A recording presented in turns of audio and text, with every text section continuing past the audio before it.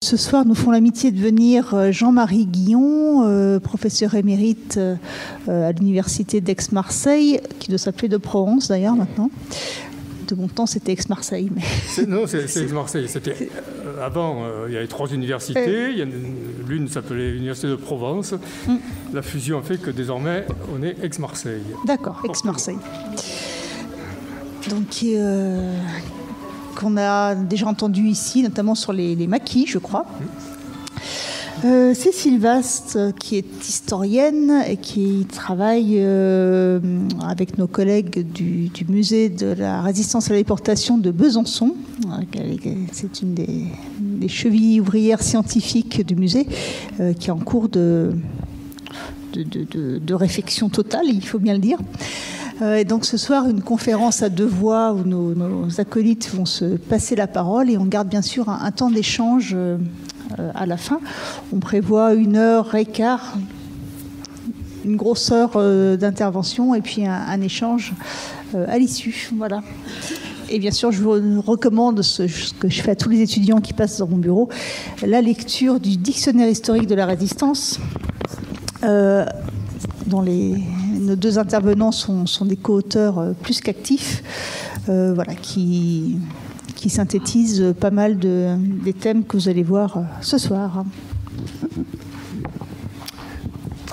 Bonsoir, merci. Effectivement, le dictionnaire historique de la résistance auquel nous avons participé peut donner de nombreux exemples de ce dont on va parler ce soir et qui est le sujet du concours de la résistance et de la déportation du concours national. C'est vraiment le prétexte de cette causerie à 2. C'est Cécile qui a préparé le fil conducteur de la causerie et on va très librement, l'un et l'autre, intervenir sur les divers points qu'elle a préparés.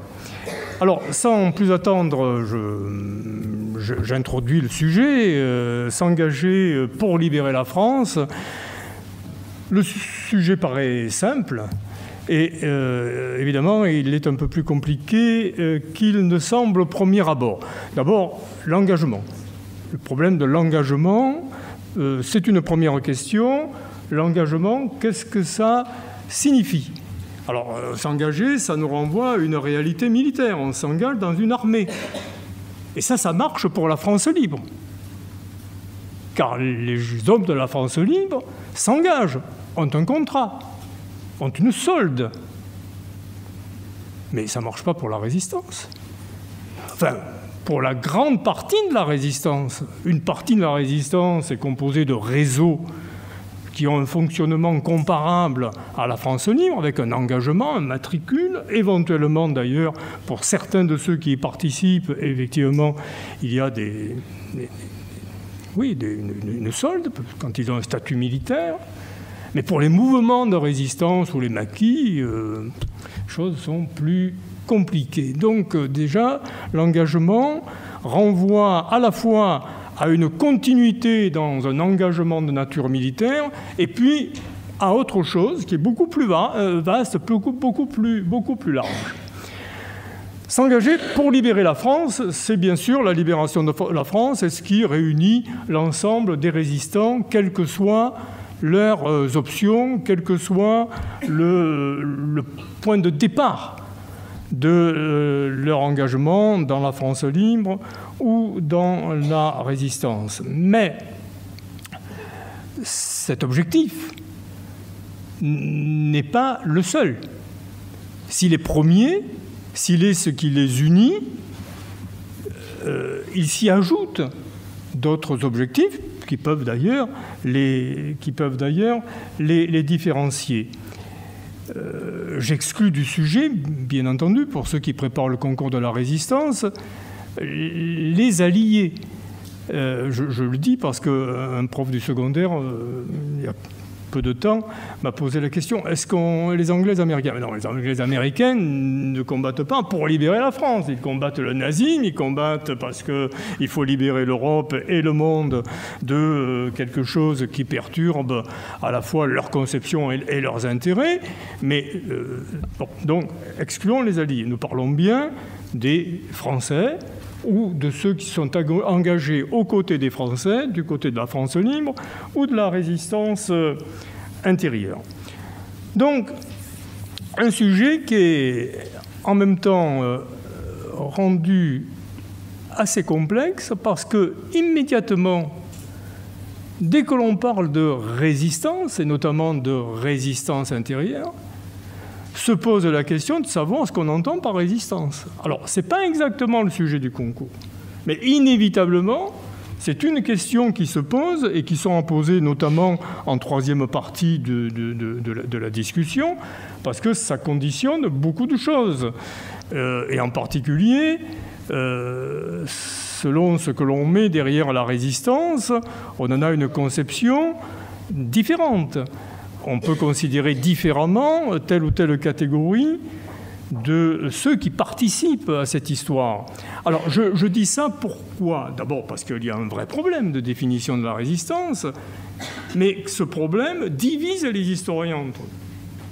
Et nous appartenons tous les deux, même si nous avons des divergences. Je veux dire, on n'est pas forcément d'accord sur tout. Je ne sais pas sur quoi on est en désaccord, mais on a certainement des points de désaccord.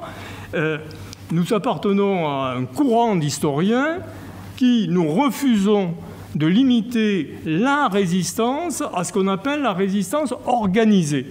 D'abord, en tant qu'historien de la résistance, de la résistance intérieure, je ne sais pas très bien ce que c'est que la résistance organisée. Mais ça, mis à part, pour nous, la résistance, c'est beaucoup plus que les seules organisations.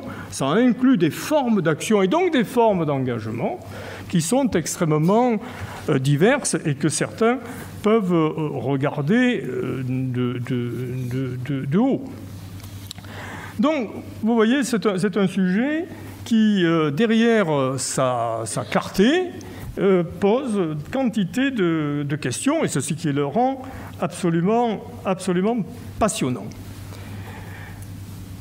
Alors, l'engagement dans la résistance ou dans la France libre, bien sûr, ça renvoie à un choix personnel.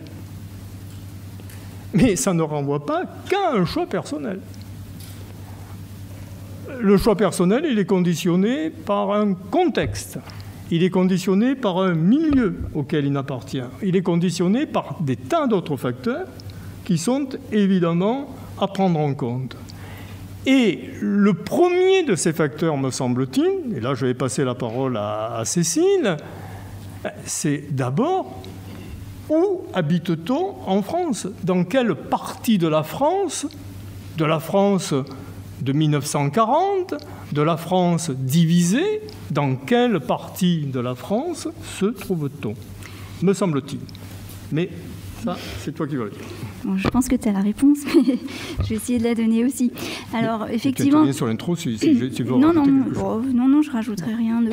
Simplement, on reviendra peut-être sur justement la question de cette distinction entre les Français libres et la résistance, et l'engagement dans la résistance, parce que ça pose quand même de gros problèmes, moi je trouve, pas des problèmes, mais des interrogations dans la formulation du sujet. Donc on pourra en reparler. Alors, évidemment, en 1940, où se trouve-t-on ? On se trouve dans une France occupée, je crois que c'est important.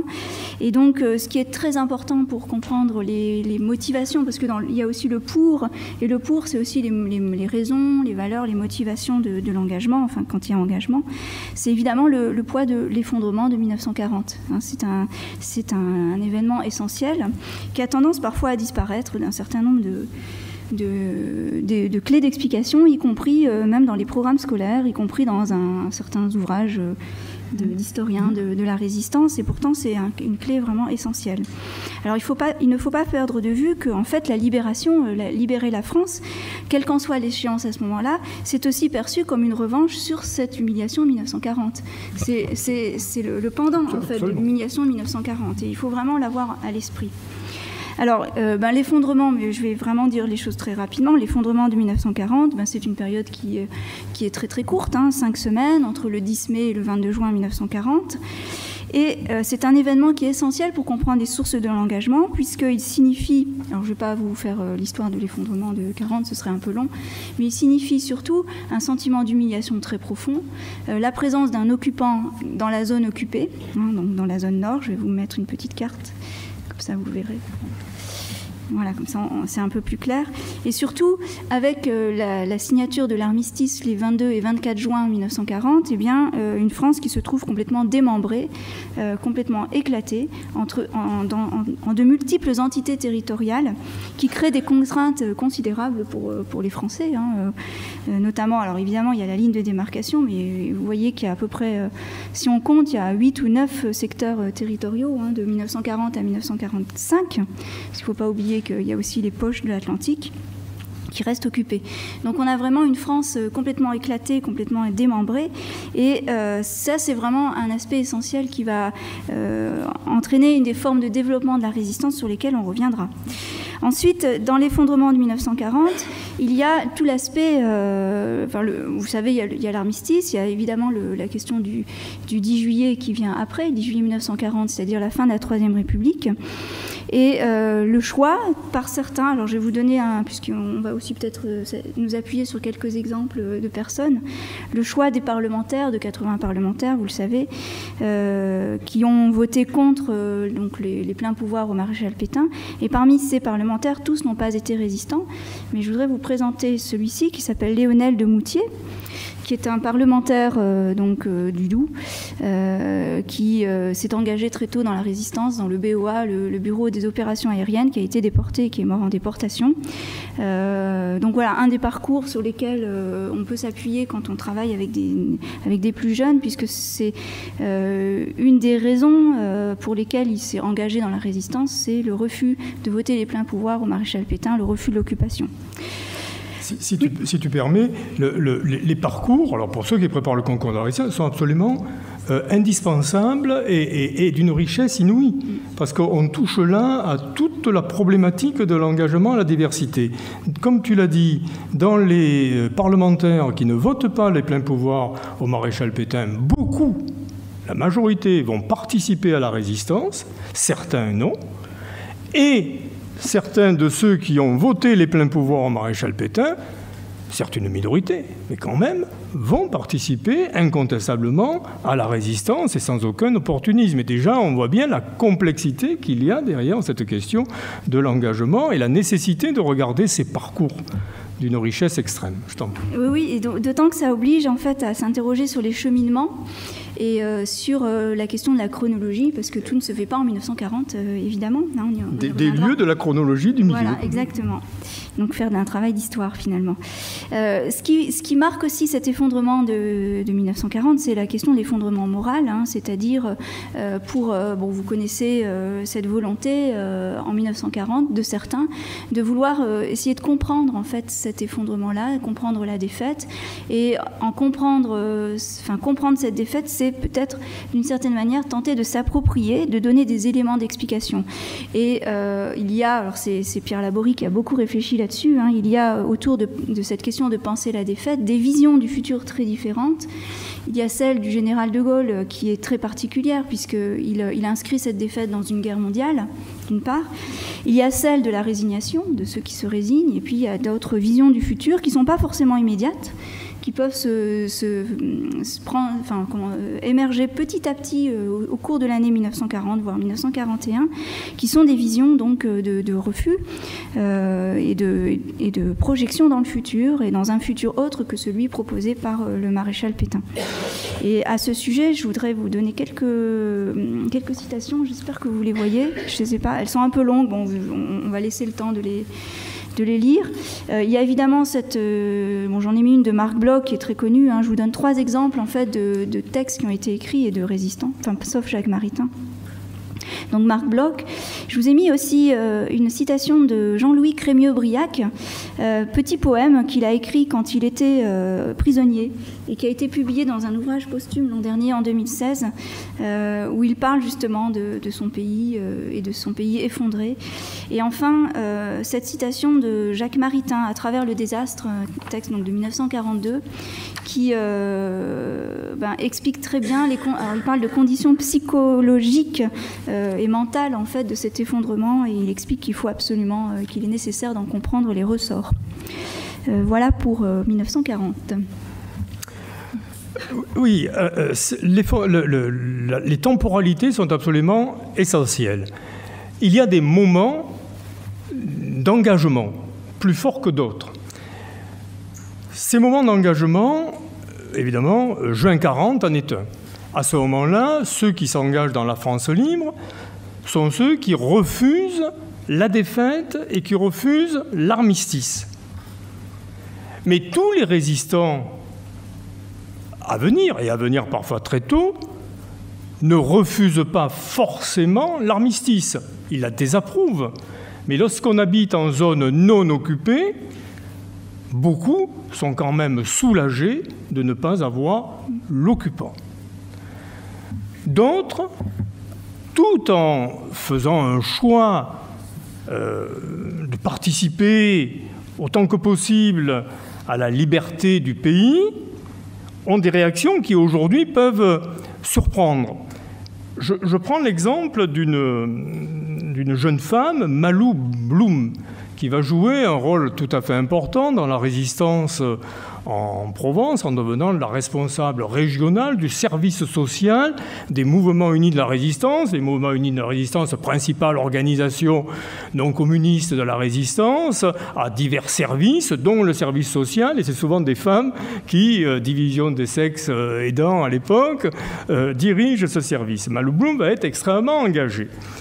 Elle explique son engagement en disant ceci, je cite, « Aurais-je été résistante si je n'avais pas considéré que la question posée par les circonstances aux Français était une question morale et aussi une question de fidélité à une certaine idée de la France. Aurais-je été résistante si je n'avais pas été avertie que la haine du Christ était le moteur le plus puissant de l'idéologie nazie ?» Là, on voit bien l'engagement catholique, plutôt démocrate-chrétien, anti-nazi, très précoce, des avant-guerres, qui est celui du milieu auquel participe Malou Bloom. Et elle dit bien que ce n'est absolument pas évident pour elle de s'engager, puisque ça l'amène à une rupture avec son milieu où on est parfaitement pétainiste, où on est parfaitement fidèle au régime. Ceci étant dit, la même avoue, et il lui faut, je trouve, une certaine honnêteté pour le dire,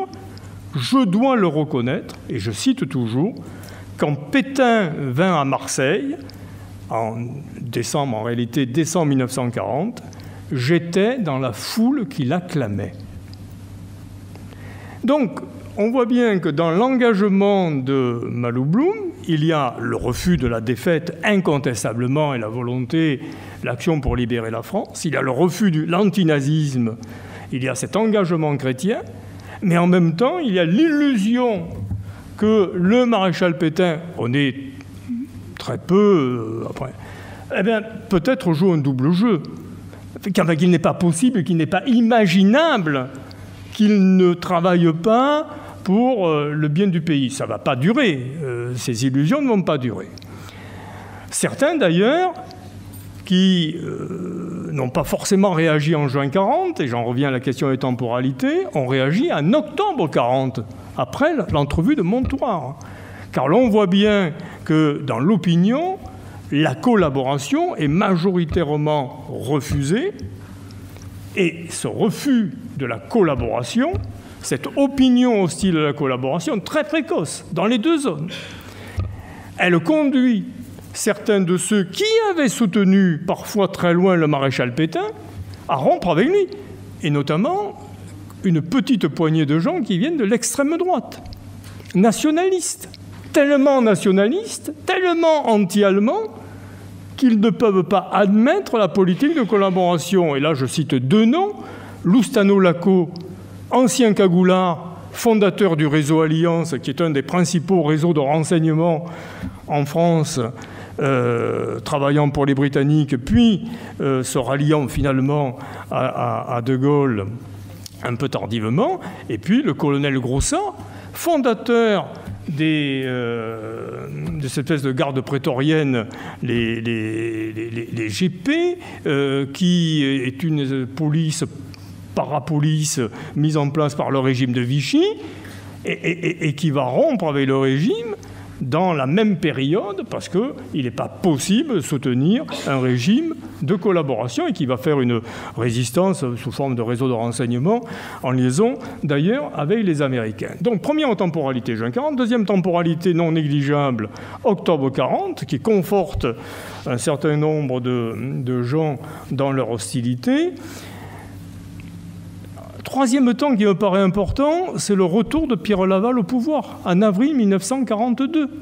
Parce que le retour de Pierre Laval au pouvoir en 1942, alors en particulier dans la zone non occupée, ça veut dire l'alignement complet sur l'Allemagne, et ça ébranle y compris des milieux pétainistes, toujours d'ailleurs, qui peuvent toujours avoir une certaine considération par le maréchal Pétain, mais qui n'en ont absolument pas pour Pierre Laval.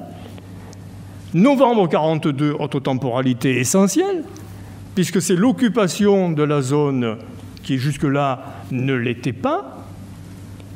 Et ça, c'est extrêmement important, et ça dit toute la différence entre les deux zones, c'est que désormais, l'ennemi occupe toute la France. Et donc des gens qui étaient à Marseille, qui étaient à Lyon, qui étaient à Clermont-Ferrand, qui ne l'avaient pas, l'ennemi, en face d'eux, désormais l'ont en face d'eux. Et là, moi, tout de suite me vient à l'esprit le témoignage d'un chef de la résistance qui habitait Saint-Tropez. On ne pense pas que Saint-Tropez soit un grand lieu de résistance. C'est un grand lieu de résistance. C'est bizarre, mais à l'époque... Oui, ça a changé, mais à l'époque, c'était ça. Il était serbe d'origine, il s'appelle Marko Selebonovic. Il va devenir le patron militaire des FTP du coin. Il était communiste. Et il m'a dit, tout de go, jusqu'en novembre 1942, je n'ai rien fait. Les Allemands n'étaient pas là, je n'ai rien fait. À partir du moment où ils étaient là, je suis rentré dans la résistance. Vous voyez, je prends un exemple qui est pas tout à fait significatif, mais c'est intéressant de voir que le moment est le moment dans lequel il s'engage dans la résistance. Et après, il va y avoir, aussitôt après, évidemment, en février 1943, le SCO, dont on reparlera certainement, dont on reparlera dans la discussion, parce que c'est vraiment l'événement déclencheur qui va amener des quantités de jeunes en particulier qui n'auraient pas forcément participé à la résistance, à partir du moment où ils étaient menacés dans leur liberté, à le faire. Et ensuite, il y a le 6 juin 1944. Alors là, peut-être certains d'entre vous vont me dire « Oh, mais là, c'est les résistants de la dernière heure ». Et on reviendra sur l'expression « résistants de la dernière heure ». Or, c'est le moment où on demande, où la résistance demande à tous ceux qui la soutiennent de se mobiliser. Et se mobiliser entre le 6 juin 1944 et la libération du pays, eh ben, c'est le moment où il y a le plus de morts dans la résistance. Donc, ça a une signification. Ceci pour vous dire que les moments sont extrêmement importants, mais ce n'est pas le seul facteur. Il y a évidemment d'autres facteurs. Tu veux reprendre ou je continue? Les moments sont importants, mais il y a en même temps le milieu auquel on appartient. Le milieu auquel on appartient conditionne les engagements. D'ailleurs, Malou Bloom le dit à un moment donné, c'est tout à fait intéressant.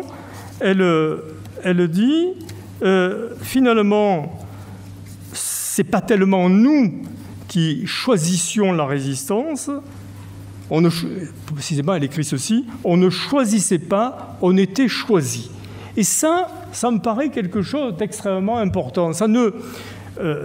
Il ne s'agit pas pour moi de minimiser l'action volontaire de l'engagement. Mais encore fallait-il en avoir l'opportunité. Et cette opportunité, tout le monde ne l'avait pas au même moment.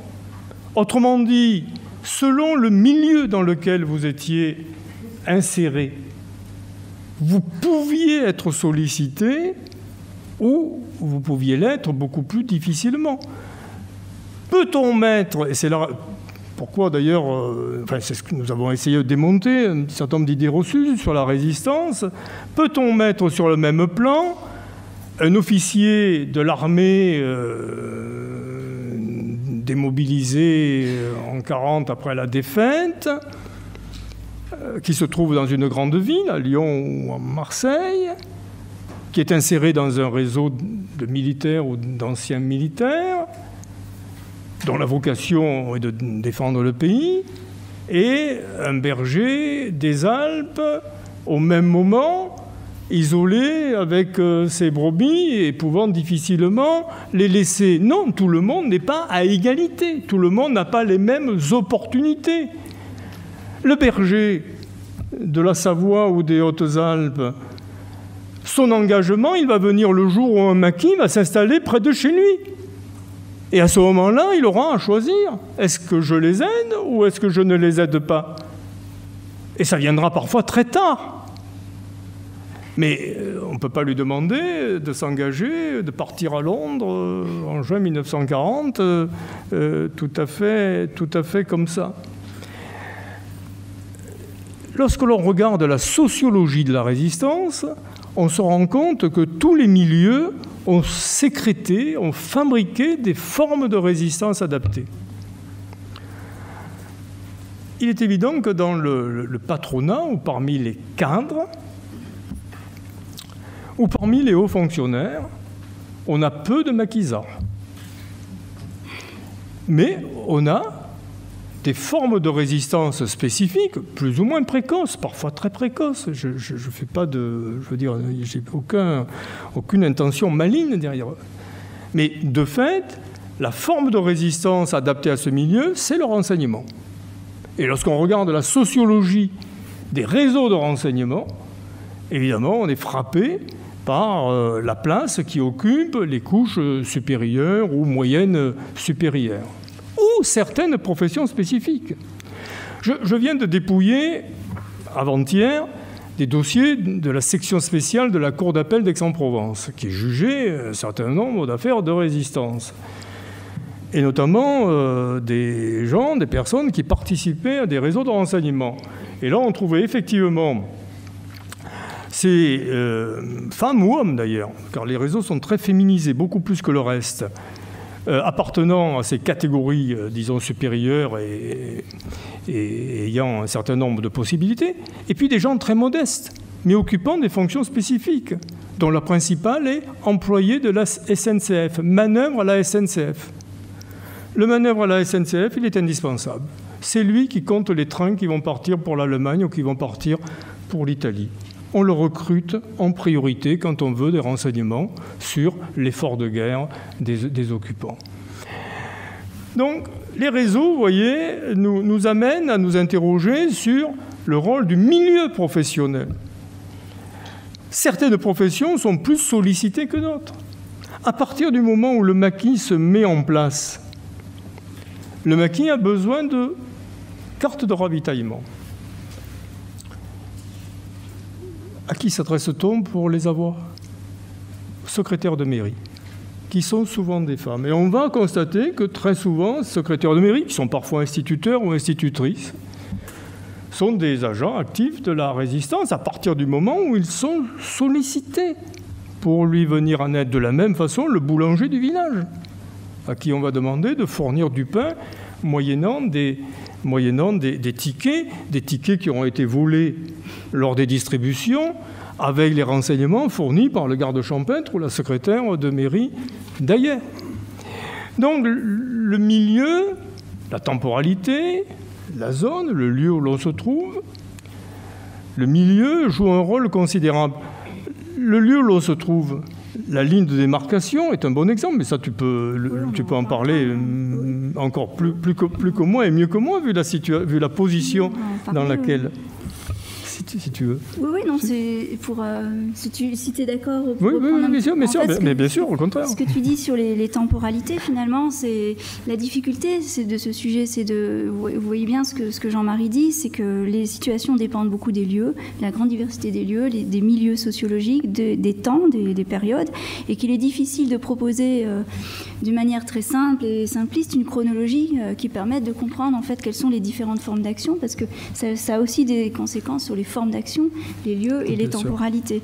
Et en gros, si on pouvait, ce que je vous propose là, mais en reprenant un peu ce que tu viens de dire, si on pouvait trouver quelques périodes vraiment qui permettent de voir un petit peu quelles sont les grandes phases, les grandes évolutions de la résistance, il y aurait presque, alors il faudrait vraiment être très précis, mais en gros on a une période qui est de l'été 40 au printemps 1941. Alors parce que le printemps 1941, je pense aussi à la question de la lutte armée et de l'engagement des communistes qui parfois ont été engagés avant cette date d'ailleurs, mais évidemment cet engagement va prendre une autre allure. Et en fait, cette période de l'été 40 au printemps 41, c'est un peu comme un continent oublié finalement de la résistance, puisque ce sont les débuts de la résistance, et ce sont des formes de résistance qui parfois ont été fortement réprimées, ce qui fait qu'il n'y a quasiment plus de témoins de ces périodes-là. Et parmi et en même temps, si je me permets, c'est le moment où la résistance se construit, elle s'invente, elle n'est pas toute faite.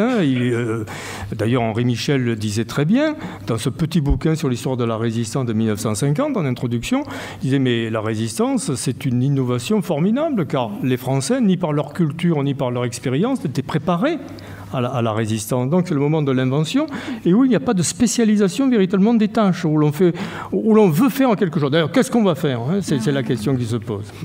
Non, c'est exactement. Et donc, il y a des expressions même que vous connaissez, faire quelque chose en est une, mais je vais vous citer une autre expression. André Malraux parlait de désordre de courage, et une expression très à la mode de Germaine Tillion, premier de cordée. Donc, ça n'a rien à voir avec un président de la République actuelle. Et donc, vous avez effectivement une grande diversité de formes du faire quelque chose, mais très, très diversifiée, et parfois avec une multi-appartenance qui part dans tous les sens. Ça passe de l'aide à l'évasion, du renseignement, de la cache d'armes, des traques, des papillons clandestins. Et je crois qu'il faut retenir vraiment l'idée de tâtonnement, de recherche d'invention, et aussi de grande vulnérabilité de cette période-là, puisque toutes les questions de sécurité n'étaient pas forcément prises en compte. Et je vous ai mis là comme exemple qui montre bien ce caractère extrêmement inventif et en même temps très, très fragile. En fait, il s'agit d'une petite imprimerie pour enfants qui a servi donc à la confection des premières feuilles clandestines du journal Valmy, qui est un journal clandestin de la zone occupée en 1940. Donc il y a vraiment quelque chose qui ressemble au bricolage, vraiment. Et on a aussi, ça c'est particulièrement pour la zone occupée, autre exemple, je parlais de Germaine Tillion, la question des évasions et de l'hébergement des prisonniers de guerre évadés. Ici vous avez une photographie dans la maison de la mère de Germaine Tillion, Émilie Tillion, une photographie de soldats coloniaux qui sont hébergés. Ça fait partie de toutes ces petites formes d'action qui sont très diverses et qui petit à petit vont s'agréger dans ce que Julien Blanc appelle par exemple autour du musée de l'Homme, une nébuleuse. Donc il y a vraiment cet aspect-là. On trouve la même chose à Lyon avec France Liberté, on trouve la même chose avec la dernière colonne à Clermont-Ferrand, un réseau autour de Pierre Berthaud à Toulouse, Mouvement de Libération Nationale de Freinet à Marseille. Enfin, on a vraiment tous ces petits, je sais pas comment dire, ces petits groupes qui se forment de manière assez informelle et sans forcément savoir dans l'instant ce qu'ils allaient faire ou comment ils allaient évoluer. Puis c'est vrai qu'après, on a une évolution, notamment avec l'été 41, en gros été 41, fin 42, et tu l'as rappelé, il y a toute une série d'événements qui entrent en compte. L'invasion de l'URSS, tout de même, l'entrée dans la lutte armée des communistes, progressivement dans la résistance, qui clarifie pour les communistes les choses. Mais encore qu'il faille relativiser la lutte armée à ce moment-là. On compte les actes sur le doigt d'une seule main. Et puis qui n'était pas non plus revendiqué par les instances dirigeantes du PCF. Et on a aussi un contexte de mécontentement, l'arrivée, le retour de Pierre Laval, la collaboration, la relève en juin 1942, les rafles de l'été 1942, vraiment des interrogations, l'invasion de la zone sud, et puis des grèves, des manifestations patriotiques aussi qui se multiplient. Et en même temps, pour la résistance, c'est une période aussi de rapprochement progressif d'un certain nombre de groupes très dispersés qui fusionnent dans des structures plus importantes. Je pense à Combat, Libération Sud, Francs-Tireurs, le Front National.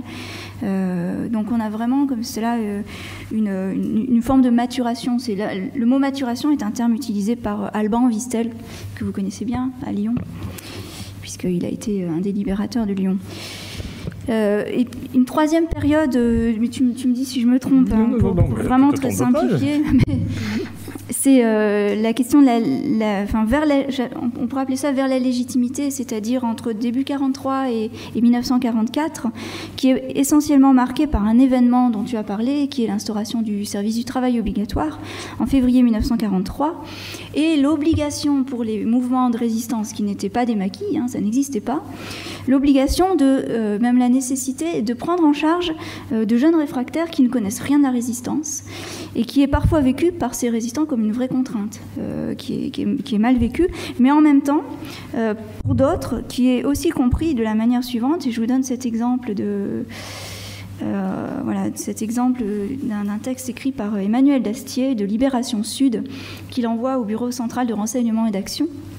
Et il dit, je vous le lis parce que c'est vraiment très intéressant, cette prise de conscience d'une évolution nécessaire de la résistance.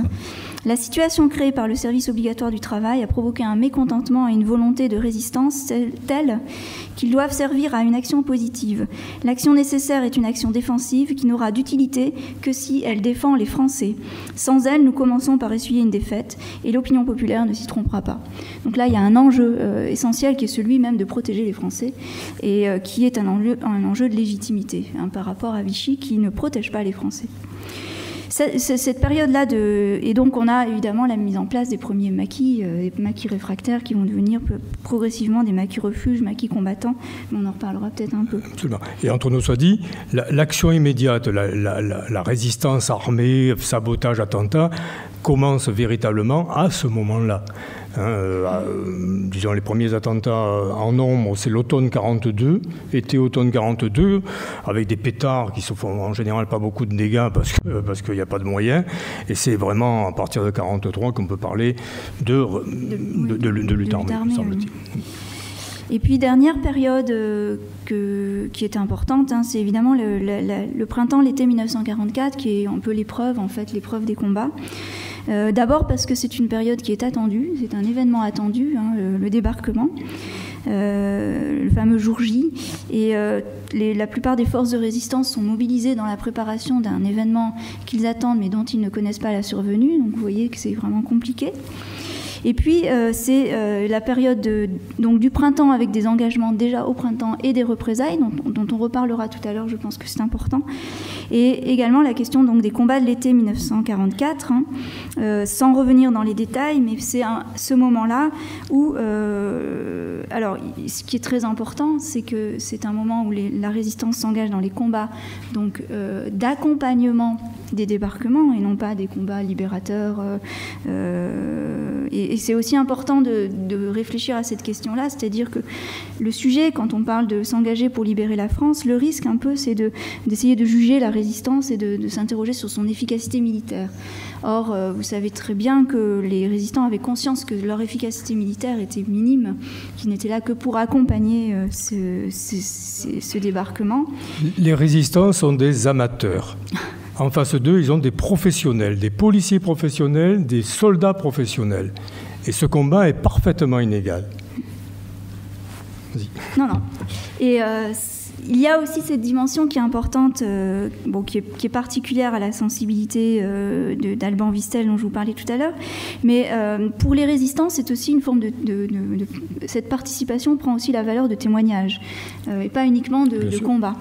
Et je vous ai cité cette archive du Centre d'histoire de la résistance et de la déportation de Lyon, donc d'Alban Vistel en 1964, qui dit très bien, en fait, il le dit très bien, Donc la résistance n'avait pas attendu l'été 44 pour consentir les sacrifices nécessaires au rachat de notre honneur. Longue persévérance, car cet été 44 ne fut qu'un aboutissement, une aube au sortir d'une nuit de plus de 3 années. Pour les mouvements et les réseaux, une longue saison couverte de nuées d'angoisse, mais illuminée d'une foi qui s'enracinait dans l'immense sacrifice, avait précédé cet été-là. Donc il y a vraiment cette idée qui est très forte de témoignage, et pas uniquement de participation, mais il y a une dimension autre que celle-là. Donc voilà, en gros, et puis je vais vous mettre une petite carte des grandes étapes, je ne sais pas si vous la voyez bien.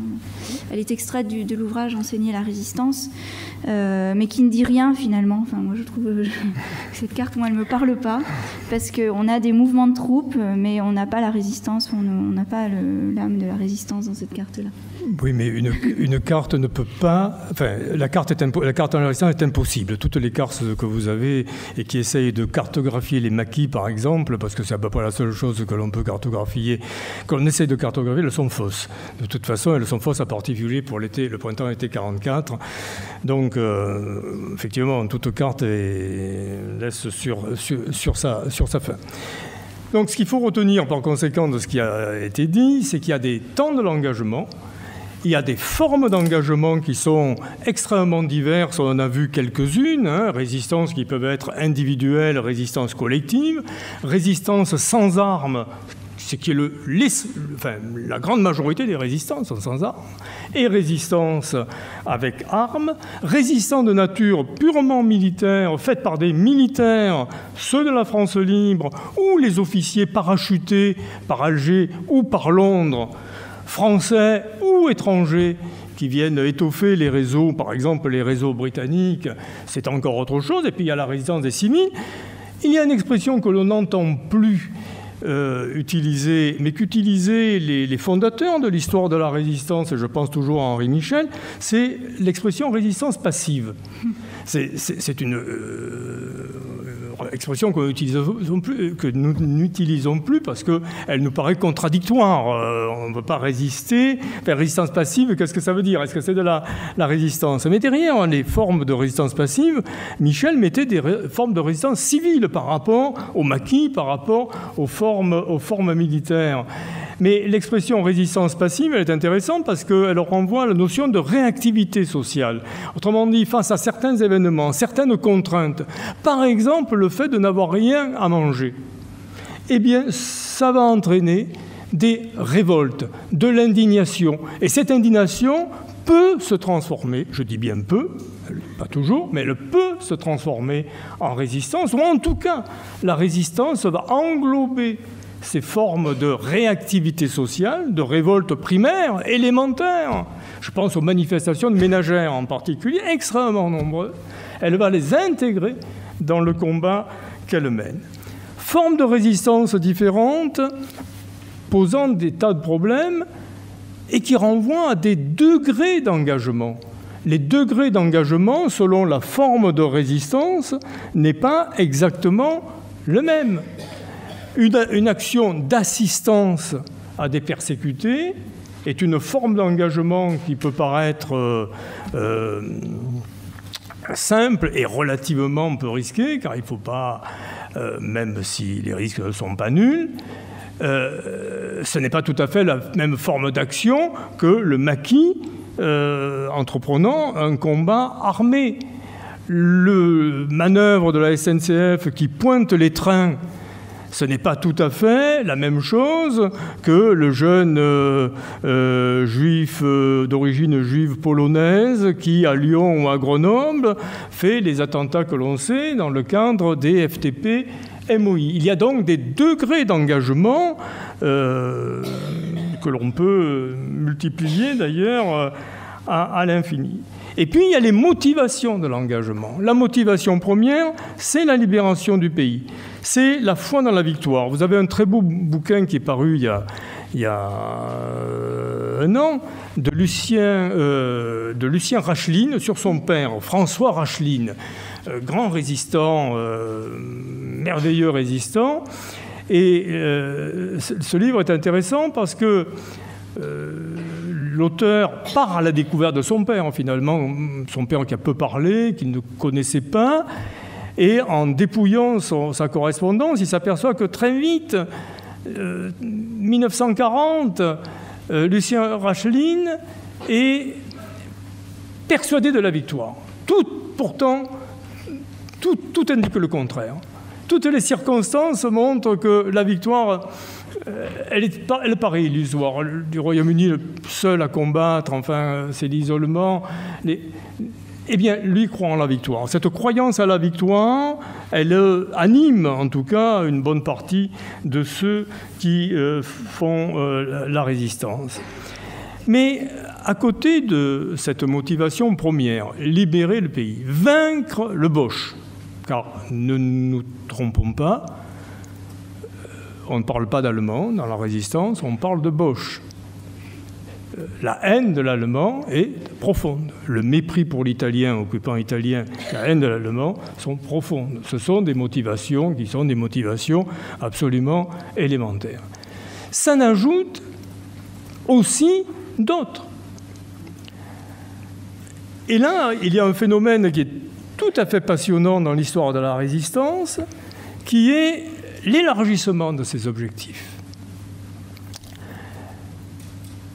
Une partie des résistants combattent pour la libération du pays, mais en même temps pour la liberté, pour le rétablissement des libertés, pour le rétablissement de la République. Pas tous les résistants. Pas tous les résistants au départ. Mais très rapidement, à partir de 1942, il y a ce qu'on appelait une républicanisation de la résistance. Le combat pour la République, le combat pour la démocratie devient pour une grande partie des résistants le combat essentiel. Et c'est noué d'ailleurs très fortement dans ce texte que le général de Gaulle envoie de Londres à la résistance intérieure pour la rassurer sur ses engagements démocratiques. Donc, à un objectif qui est un objectif de libération de territoire, à une lutte de libération nationale, s'ajoute une lutte pour la démocratie et le rétablissement de la République. Je ne dis pas que tous les résistants la partagent. Un certain nombre de résistants qui viennent notamment de l'extrême droite ou de la droite vichiste, ralliés petit à petit, sont pas très sensibles à cette rhétorique. Mais ce qui est frappant, c'est que beaucoup de résistants qui, au départ, se méfiaient de la République, à laquelle ils imputaient une grande partie de la défaite, je pense à Freinet, par exemple, s'y rallient sans aucune restriction. Et ça devient un phénomène très largement partagé, avec un pas de plus en 1943-1944, c'est que cette République, non seulement elle doit être rétablie, mais en plus, il faut qu'elle soit sociale, voire socialiste. On met le socialisme à toutes les sauces, mais c'est vraiment devenu, avec la Révolution, un maître mot. Libération, rétablissement de la démocratie et construction d'une République meilleure car plus juste que celle qui existait auparavant. Donc à des objectifs patriotiques s'ajoutent des objectifs politiques ou idéologiques. C'est la raison pour laquelle l'une des questions, qui est un peu une question tarte à la crème mais extrêmement difficile, c'est celle du patriotisme. Ne suffit pas, si on réduit le patriotisme, à lui seul. Vichy se revendique du patriotisme. Et l'engagement, ça peut être aussi... Bien sûr. On peut aussi s'engager pour libérer la France du côté de Vichy. Hein. Oui, alors ça c'est la thèse de François-Georges Dreyfus dans son histoire de la résistance. Mais ça c'est autre chose, on pourra faire un point d'historiographie après. Mais il est évident que le patriotisme à lui seul ne suffit pas, n'est pas le moteur suffisant pour expliquer les engagements. S'y ajoutent d'autres éléments politiques, idéologiques, s'y ajoute aussi le fait d'être parmi les persécutés, parmi les réprouvés. Mais là, n'inversons pas l'ordre des termes comme on a trop tendance à le faire. Marc Bloch, Jean-Louis Crémieux-Briac, Jean-Pierre Lévy, fondateur de Front-Tireurs, ne s'engagent pas dans la résistance parce qu'ils sont juifs, ils s'engagent dans la résistance parce qu'ils sont patriotes français, républicains et juifs.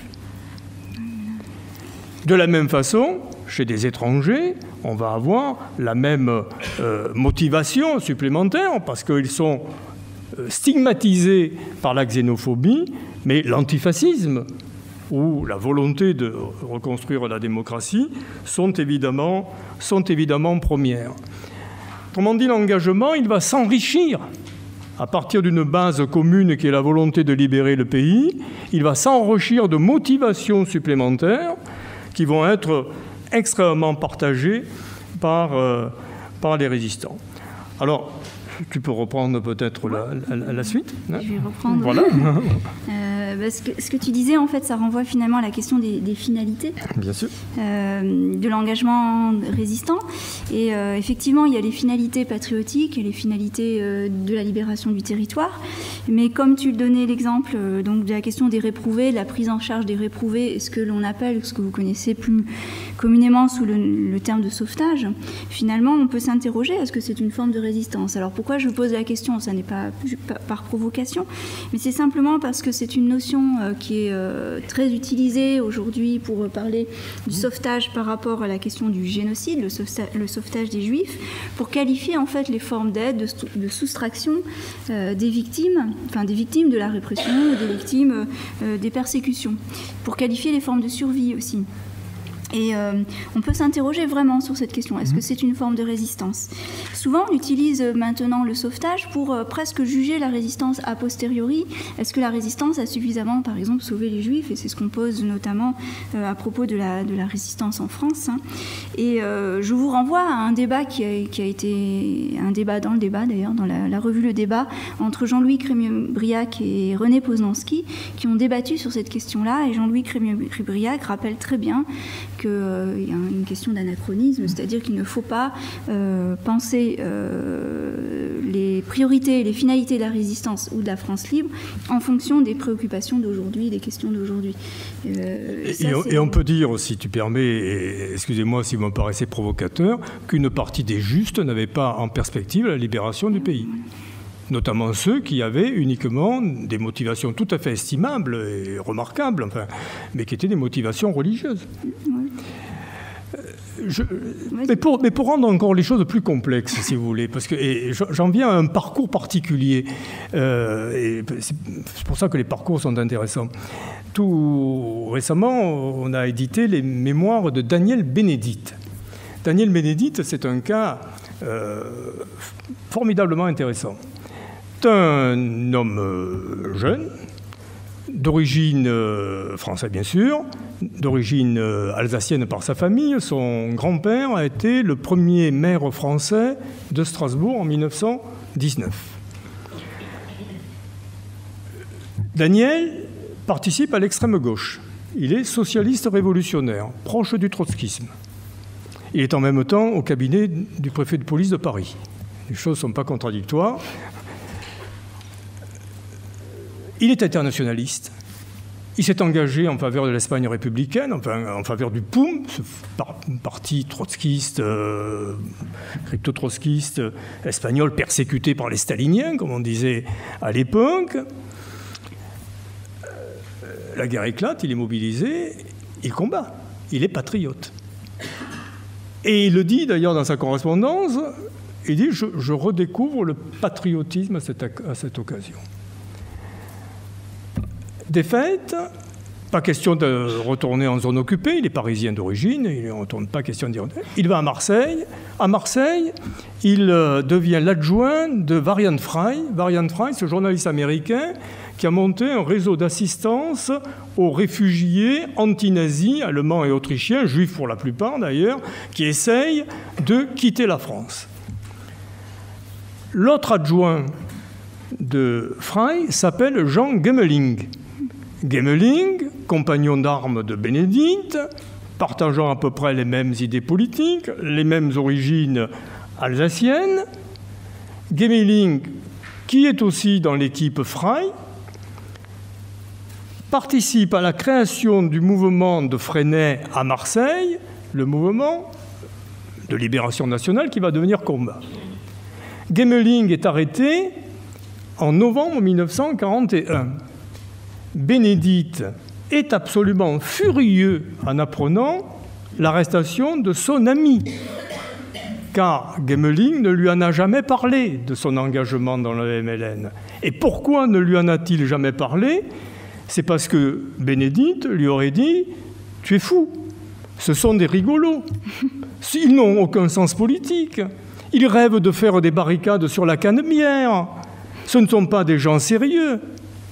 On ne reprendra le combat que lorsque nous aurons des armes, que lorsque nous aurons des gens sérieux. » Autrement dit, voilà deux personnages tout à fait passionnants. Gmelin va devenir le patron du service de renseignement des mouvements unis de la résistance, qui, à partir de bases à peu près identiques, d'un engagement après la défaite identique, humanitaire, prennent une voie divergente. Non pas que Bénédite ne s'engagera pas dans la résistance, mais il considère en 1941 qu'il est trop tôt pour faire ce type de résistance que représentent les mouvements clandestins. Et cet homme d'extrême gauche va en fait s'engager dans la résistance, alors dans une résistance classique, disons, à partir du moment où le centre-freie qu'il essayait de maintenir, en entreprenant toujours cette aide aux persécutés, est dissous. À ce moment-là, il fonde un chantier forestier, je ne dis pas un maquis, un chantier forestier, tout à fait capignon sur rue, mais qui lui sert à planquer des républicains espagnols qu'il aime bien, des juifs persécutés, des camarades, et il ne se considère maquis que lorsque, ayant noué le contact avec des officiers de l'organisation de résistants de l'armée, dont certains ont été fidèles au régime de Vichy jusqu'en novembre 1942, il ne se considère vraiment de la résistance qu'à ce moment-là, parce que ces officiers lui promettent des armes et lui en font obtenir, et que par conséquent, il pourra combattre. Donc, vous voyez, vous avez un parcours là qui est extrêmement intéressant. À quel moment s'engage-t-il? J'en sais rien, moi, à quel moment il s'engage, Daniel Bénédite. Il s'est engagé dès octobre 40 dans l'aide aux réfugiés. Bien entendu, la libération de la France, il a en perspective. Les objectifs politiques, il les a. Il est antifasciste, anti-nazi.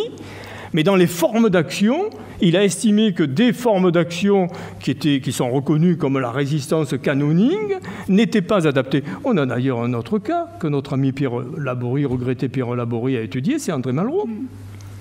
André Malraux est réfugié sur la Côte d'Azur. Il est sollicité à plusieurs reprises pour s'engager dans la résistance. Il répond à ceux qui vont le voir, mais revenez me voir lorsque vous aurez des tanks. Alors, on peut penser ce qu'on veut de la réponse. C'est facile, peut-être qu'il pensait avoir une œuvre à accomplir. Enfin, je veux dire, peu importe, la réponse est significative. Et Pierre Laborie montre très bien que c'est très tard, en mars 1944, lorsqu'il est réfugié en Corrèze, que son frère, l'un de ses frères, demi-frère, est tué par les Allemands, que l'autre est déporté, qu'à ce moment-là, il y a cette espèce de choc qui conduit à l'engagement de Malraux. Alors, je ne vous parle pas de la nature de l'engagement de Malraux, il y a des polémiques, c'est pas ce qui m'intéresse là. Mais on voit bien, là aussi, à travers le cas de Malraux, que nous avons un parcours qui est un parcours tout à fait singulier. Autrement dit, il y a aussi une façon de prendre le sujet, c'est pourquoi ne s'engageait-on pas? Alors on ne s'engageait pas par idéologie, par choix de la collaboration, par haine de la République, bon, ça, d'accord, on ne s'engageait pas par peur. Tout à fait humain, il n'y a pas de jugement moral là-dessus, hein, par peur tout simplement. On ne s'engageait pas par isolement, je parlais du berger de la montagne, bon. Mais on ne s'engageait pas aussi, comme Malraux et comme tout un temps Bénédite, dans une forme armée, parce qu'on estimait qu'il n'y avait pas les moyens de faire efficacement de la résistance. Et j'ajoute un autre élément qui explique pourquoi on ne s'engageait pas, c'est parce que beaucoup de Français qui espéraient la libération du territoire, et c'était la majorité de la population, faisaient la guerre par procuration en écoutant la radio et en se disant « mais ce sont les Alliés, les Anglais, les Américains, les Russes, les Soviétiques qui vont nous libérer ». Ce qui m'amène à une question qui nous a beaucoup occupés, mais sur laquelle nous voyons assez clair, nous, historiens en tout cas, c'est la question de l'attentisme. Il y a souvent un contresens sur l'expression attentisme, l'attentisme de la population. L'attentisme de la population, ce n'est pas une hésitation entre les camps, entre les collabos et les résistants. C'est pas vrai. La population espère la libération. L'attentisme que dénonce la résistance, et tout son combat, notamment entre 1943 et 1944, c'est faire en sorte que l'opinion passe du souhait de la victoire des Alliés, du souhait de la défaite allemande, à l'engagement pour cette défaite et à l'engagement pour la victoire. Autrement dit, c'est faire passer l'opinion d'une idée, d'une espérance à une action. Et c'est toute la problématique, d'ailleurs, de l'engagement. Peut-être que ça nous amène à la troisième partie que tu avais prévue, oui, sur les questions posées. Bah oui. Hein, justement, cette question de la population, en fait, quand on parle des réseaux du sauvetage, par exemple, ou de la question du sauvetage, certains historiens, comme je pense à Claire Andrieux, expliquent qu'à propos de cette question-là, ou Pierre Laborie, hein, quand il travaille sur le sauvetage des Juifs, des 500 enfants juifs de Moissac, il dit que ça n'est pas tellement une forme de résistance, mais en revanche, ça permet de révéler la réalité du corps social et ses capacités de réactivité sociale à travers des gestes de secours, des démarches d'accueil, etc. Et cet angle-là est très intéressant parce que ça permet, et Jacques Semelin aussi en parle dans la résistance civile, hein, ou la résistance passive, hein, plus ou moins, mais tu en diras tout à l'heure peut-être quelque chose, mais c'est justement ça révèle finalement une possibilité pour ce corps social de réagir et d'agir, ou du moins d'aider et d'apporter son aide. Et on le retrouve d'une part pour ce qui est le sauvetage, mais on le retrouve aussi de manière encore plus claire pour la question de l'environnement social des maquis, où on retrouve cette question-là.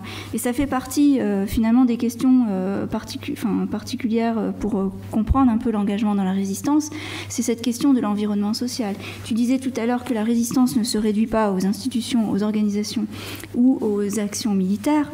On ne peut pas comprendre la résistance et sa survie aussi, son évolution, son développement, sans la resituer dans les milieux socioculturels, mais aussi dans un environnement social qui, peu à peu, considérant que son combat est légitime, lui apporte ponctuellement ou franchement de l'aide et du soutien, que ce soit de l'hébergement, que ce soit autre chose, enfin des formes d'aide. Et ça fait partie des points de discussion en fait, hein, dans l'historiographie de la résistance, cette question du lien entre solidarité, résistance et environnement social. Il y a un angle d'approche qui est très intéressant qui est très révélateur de cette question de l'environnement social. Je cherche mes petites... voilà. C'est justement, je vous cite là ce texte de René Char que vous connaissez sans doute, des feuillets d'hypnose, le fragment numéro 128, où il parle justement de ce silence de la population de Céreste qui reste muette et qui ne bouge pas au moment où il est cerné en fait par les Allemands, qui renvoie justement à cette question-là non pas de la complicité, mais je cherche un terme. C'est la connivence. C'est la connivence. Et c'est vraiment une question essentielle que l'on retrouve aussi pour ce qui concerne la question donc, des maquis. Je vous cite ici avec une petite carte que j'ai retrouvée. Tu reconnais ou pas? C'est un brouillon à la main des représailles dans le Lot. Bien sûr. De Pierre Laborie. Donc, et ce texte donc, de Pierre Laborie, Les maquis dans la population, 1984. Donc ça a été publié dans Nos résistants vichysois et autres, et où il explique bien justement cette question dont on parlait tout à l'heure dès 1984, où il dit que la résistance ne peut pas être appréciée en fonction de critères d'efficacité militaire, mais en fonction de son lien avec la population, et il parle de soutien. Et quand on réfléchit à la question des représailles, puisque du côté des Allemands, il y a aussi cette vision, quand on regarde du côté des Allemands, pour eux, l'environnement était considéré non pas comme de la connivence, mais comme complice, comme responsable ou co-responsable, et donc devait être réprimé en conséquence. Et quand on regarde les représailles de 1944, qui débutent même plus tôt, en novembre-décembre 1943, ces représailles, finalement, plutôt que de susciter une réaction de rejet de la résistance, ce qui ne signifie pas que les populations n'ont pas peur des représailles, mais elles finissent par susciter au contraire une appropriation de cette idée de résistance et une communauté de sorts entre résistance et population, et qui montre bien justement cet apport essentiel de l'environnement social dans la compréhension de la résistance. Donc ça, c'est une question qui est fondamentale. Est-ce que tu aurais d'autres choses à dire là-dessus ? Moi, je te propose qu'on termine sur les quelques points de débat que tu avais soulignés. On en a vu déjà quelques-uns. La question du patriotisme n'est pas une question simple. La question de résistance organisée et population, on vient de le voir. Mais vous voyez qu'à travers cette question de l'engagement, nous remettons en cause l'idée de premier résistant, pionnier de la résistance. Non pas qu'il n'y en ait pas des pionniers et qu'il n'y ait pas de premiers résistants, mais faire comme si seuls étaient résistants les premiers ou les pionniers, sous réserve qu'on accepte ces termes, vous voyez que c'est problématique, puisque tout le monde n'est pas dans la même condition sociale, intellectuelle, militaire de réagir. Comprenez bien d'autre part qu'à partir du moment où on essaye de prendre en compte l'ensemble des formes d'engagement, ce lien avec les populations, la question de la définition de la résistance ou de la définition d'un résistant se pose. Où commence-t-elle? Où se termine-t-elle? Qui est résistant? Qui ne l'est pas? On peut en débattre, nous en avons longuement débattu, mais on peut pas, comme on se contente de le faire trop souvent, dire « Ah, mais il y a tant de cartes de combattants volontaires de la résistance, ça veut dire qu'il y a tant de résistants. » Ça, c'est pas une réponse d'historien.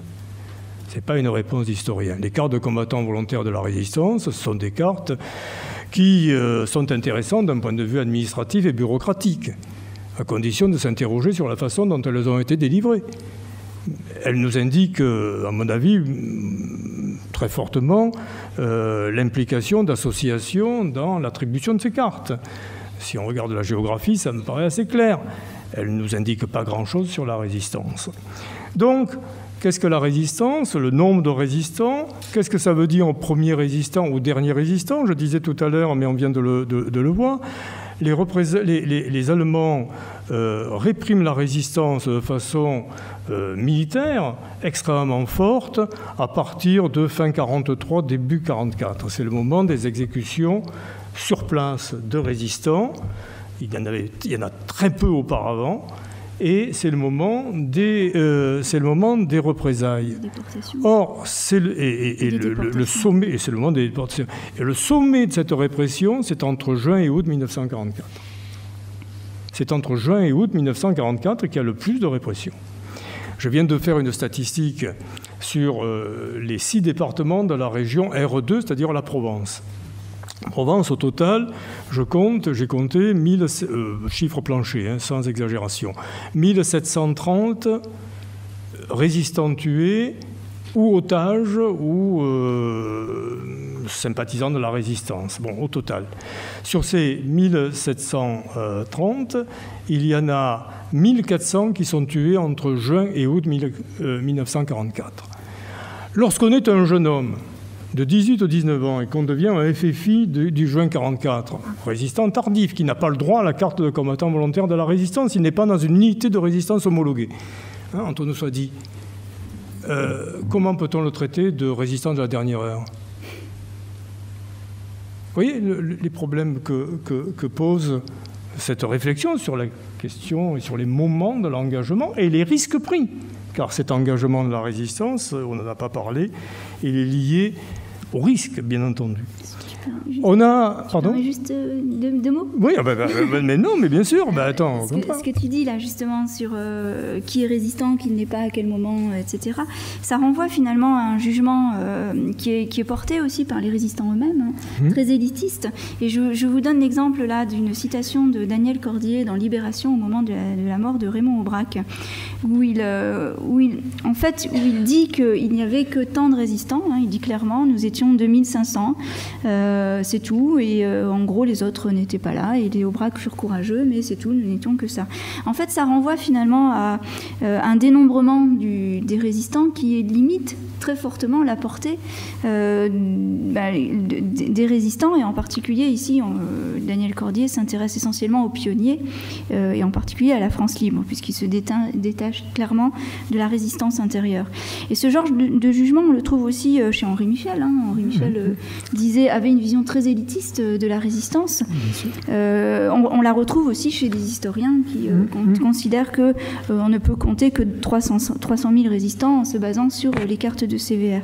Donc c'était juste une parenthèse, mais c'est quelque chose qui, quand on parle de s'engager pour libérer la France, inévitablement on peut s'interroger, mais combien était-il à s'engager ?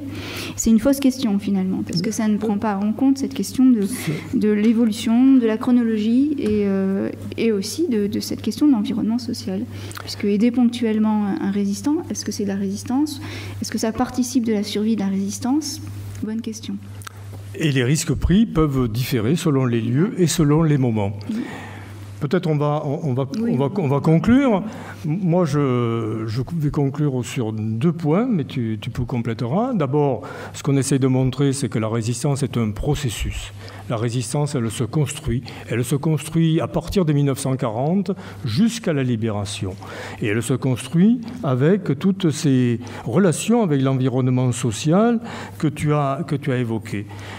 La deuxième idée sur laquelle je voudrais terminer, c'est encore une référence à Pierre Laborie. On l'a beaucoup cité, il nous a quittés il y a peu de temps, et c'est aussi pour ça que nous le citons, mais il a quand même nourri notre réflexion, la réflexion de notre groupe.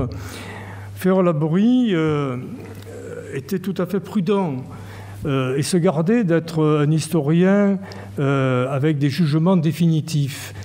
L'historien, il n'est pas un juge. L'historien, il ne délivre pas de carte de résistant, il ne délivre pas de brevet de résistance, il ne délivre pas non plus de condamnation pour fait de collaboration. L'historien, il essaye de comprendre. Et ce que nous disait Pierre Laborie, c'est de ne jamais oublier qu'il s'agissait d'une période où les gens pensaient double et agissaient double. Cet agir double et cette pensée double, elle ne doit pas nous quitter lorsque nous étudions cette période. Je comptais évoquer un parcours de policier, je termine vraiment là-dessus. Lorsque nous regardons des rapports de police, ou des rapports d'ailleurs de gendarmes, ou des rapports de préfets, la tonalité, elle est favorable au régime de Vichy. Mais si nous ne connaissons pas la personne qui l'a écrit, ce rapport, si nous ne connaissons pas son parcours, nous pouvons faire un contresens complet sur son attitude. Tel commissaire de police est effectivement zélé, tel autre est zélé par rapport au régime, tel autre est effectivement un collaborateur, mais tel autre, nous savons qu'il est, en même temps qu'il fait son rapport, un résistant. Si nous ne prenons pas en compte cette dimension de ce qui peut être dit, d'une part, et de ce que l'on fait, d'autre part, on risque de ne pas comprendre une période qui est, comme je le disais en commençant, beaucoup plus compliquée qu'il ne paraît, et où les choix n'ont pas été simples. Merci.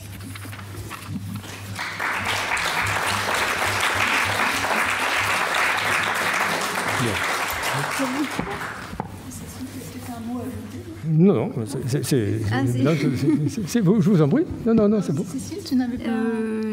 qu'est-ce que je pourrais rajouter alors, pour citer Pierre Laborie aussi, parce que... Décidément. Non, mais si, parce qu'il disait justement, il parlait de ce pensée double, mais je crois qu'il était très ferme aussi dans la manière de définir la résistance. Ah, plus que moi. Beaucoup plus. Et donc, pour lui, il parlait de la singularité de cette expérience. Et dans le sujet s'engager pour libérer la France, le risque est un peu de confondre l'engagement dans la France libre, finalement, qui est une guerre conventionnelle. Hein. Les soldats de la France libre s'engagent dans une guerre conventionnelle qui n'a pas grand... Oui, non. Mais ce sont des soldats, quoi. Oui, ce sont des soldats, bien sûr. Mais qui n'a pas grand-chose à voir, finalement, avec l'expérience de la clandestinité. Absolument. Et cette expérience-là, je crois que Pierre en parlait comme une expérience extrêmement singulière. En particulier, pour lui, enfin, il donnait quelques critères, hein, mais il disait qu'il y avait quand même cette question, je vous ai donné une petite définition là, mais cette question de la dimension légendaire qui était très forte de la part donc, des résistants. Il parlait surtout de la question du rapport à la mort, et je crois que c'est cela surtout pour lui qui distinguait clairement la résistance d'un engagement dans une guerre conventionnelle, puisqu'il aimait souvent citer Albert Camus, les balles du front frappent n'importe qui, le meilleur et le pire, mais pendant ces 4 ans, ce sont les meilleurs qui se sont désignés. Et je crois qu'il était assez clair là-dessus. Hein. La résistance, en tout cas l'engagement résistant, est très singulier et se démarque complètement de toute forme d'engagement, en tout cas dans des conflits ou dans des conflits armés. Absolument. Voilà. Absolument. Très bien.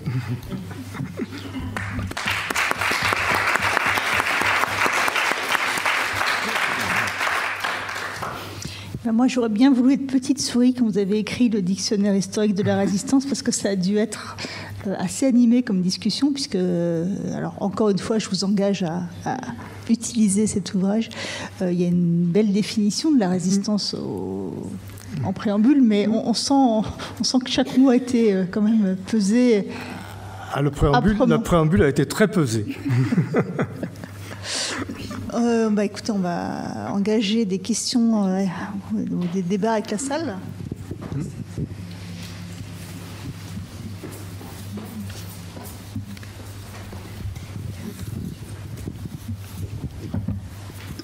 Moi, je voulais évoquer 2 petits points qu'on est un peu revenu dessus, les raisons du non-engagement. Alors là, j'ai parlé de mon grand-père qui n'est plus ici maintenant, mais il était issu d'une famille très classique, très traditionnelle, et donc on obéissait aux règles. Donc il était à la campagne, donc c'est sûr qu'il était à la campagne, il avait peut-être moins d'occasions de pouvoir rejoindre des réseaux peut-être, mais lui, il était dans cette éducation, on fait ce qu'on nous dit, on respecte ce qu'on nous dit. Il y a eu le STO, les jeunes doivent partir, il est parti. Et quand il est rentré, il s'est rendu compte qu'il a eu des copains qui sont engagés, qui ont été dans la résistance. Et lui, ça a été, je pense, la grande blessure de sa vie, de ne pas avoir osé, de ne pas avoir eu le courage, de ne pas avoir pu faire de la résistance comme ses copains. Mais je pense aussi que voilà, c'est l'une des raisons, c'est qu'on est ils étaient très famille, et donc dans certaines familles, on avait un fonctionnement type et on n'en dérogeait pas.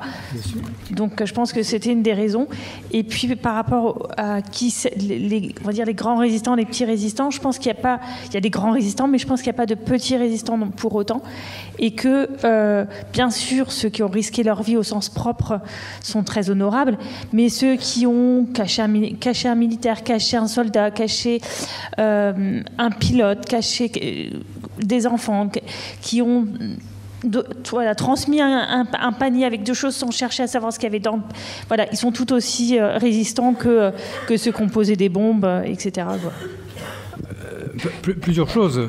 Dans la première partie de votre intervention, vous parliez de votre grand-père, mais tout dépend du milieu culturel. On voit bien combien la culture transmise est essentielle. Et en même temps, l'appartenance à un réseau. Beaucoup de ces résistants, en particulier ceux qui vont inventer cette résistance, ont des engagements politiques, syndicaux, associatifs auparavant. Ils ne sont pas tout à fait isolés, même s'ils sont minoritaires dans l'association à laquelle ils appartenaient. Il est évident qu'être inséré, être franc-maçon par exemple, la majorité des francs-maçons n'ont pas été des résistants, mais les résistants sont très nombreux, les francs-maçons sont très nombreux dans la résistance. Être franc-maçon, ça a facilité des contacts. Appartenir à telle organisation politique, à telle association ou à une amicale de militaires, d'anciens militaires, peut faciliter les choses. Si on se trouve en situation d'isolé avec une culture de l'ordre de la discipline, évidemment, on n'a pas tout à fait les mêmes possibilités. Vous avez tout à fait raison. Et puis ça renvoie à la question de la transgression et de la rupture, en fait. Parce que l'engagement dans la résistance, c'est aussi une rupture avec son milieu, une rupture avec une tradition d'obéissance, par exemple pour les policiers ou pour les fonctionnaires. Donc il y a aussi cette question-là et qui n'est pas forcément naturelle à franchir. Surtout pas dans un pays comme la France, comme le disait très bien Henri Michel, où on a une culture démocratique et où on a, depuis longtemps, finalement, depuis plus longtemps que certains autres pays, remplacé la lutte physique pour le pouvoir par une lutte symbolique qui sont les élections. Je t'ai interrompu. Non. C'est vrai que les milieux agricoles ont toujours oui, mais encore, si vous permettez, les milieux agricoles et CCT, les milieux agricoles et CCT, les milieux agricoles et CCT, les milieux agricoles et CCT, les milieux